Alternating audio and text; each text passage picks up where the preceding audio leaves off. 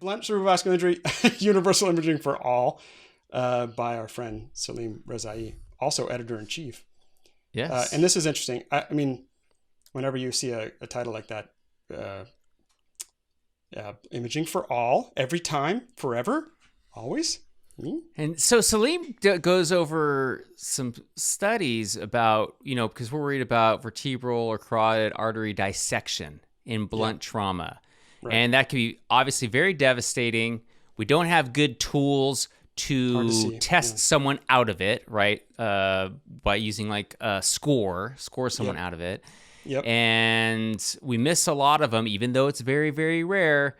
So maybe we should just be not just scanning the head, but then the neck for the vasculature as well, looking for these, because that'll catch them all and save these patients. And he finishes that article pretty strong, like, yeah, we should. Yeah, that gave me a lot of pause because that's not something that I do. And it was even something, and I'll talk to Salim next time I see him, where I'm like, Salim, I'm going to push back a little bit here. Like, I don't know if that's the answer. Yeah. And so what I actually did was I went to his blog. He runs Rebel EM. You can find on the web. And he reviewed this in December of just this past year. And so he goes into a little more nuance. I still have questions for him. But you're more convinced? He did put a little kernel in my brain. And I think obviously, he also iterates and not in this article so much, but more in his podcast, like the nuance of it, like you're not going to do it for baby blunt trauma, but yeah. So it's put a kernel of thought into my brain. I'm not completely convinced yet, but yeah. What happens when the kernel that goes into your brain is almost as big as your entire brain? Does it pops. Feel like it pops? Oh, it just explodes? Yeah. That happens to me all the time. Like a kernel of corn. Do you want sour cream on your burrito? And I just go, and then I just drop dead. That's how it works. No, the answer to that is always yes. Oh, okay, good. Well, that's like, it for our EP do you want then, guacamole with your chips? Yeah, I want guacamole. Of course I want. Or do you want chips? This is important because chips are bad for you. So I oftentimes don't get the chips, but I do get the guacamole. Don't say don't say chips are bad. That's bad for my vocal cord. No, they're not. Chocolate's bad for you.